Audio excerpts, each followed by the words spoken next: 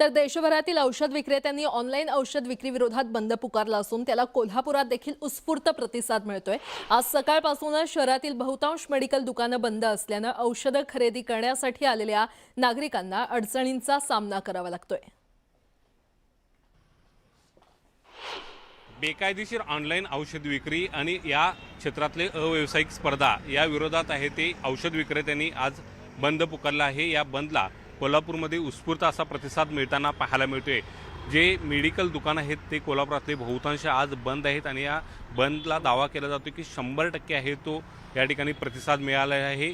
आणि एकूणच पाहायला गेलं तर औषध विक्रेते या एकूणच प्रकरणावरती सध्या आक्रमक झाल्याचं पाहायला मिळतंय। ऑनलाईन जी औषध विक्री होती ती बेकायदेशीररित्या आहे आणि त्यावरती बंदी आणावी आणि या क्षेत्रातली अव्यावसायिक स्पर्धा थांबवावी अशा पद्धतीची मागणी घेऊन जवळपास देशभरातले 12.5 लाख औषध विक्रेते आज या आंदोलनामध्ये आहे ते उतरलेले आहेत आणि कोल्हापूर जिल्ह्यामध्ये सुद्धा त्याला मोठा प्रतिसाद आहे तो मिळताना पाहायला मिळते।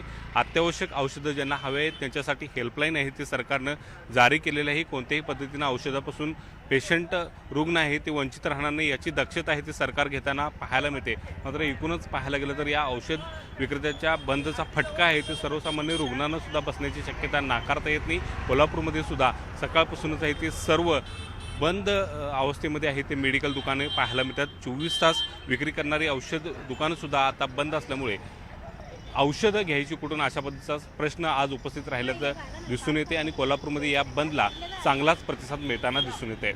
Video journalist Sandeep Patil, Dnyaneshwar Salunkhe, news 18 Marathi, Kolhapur.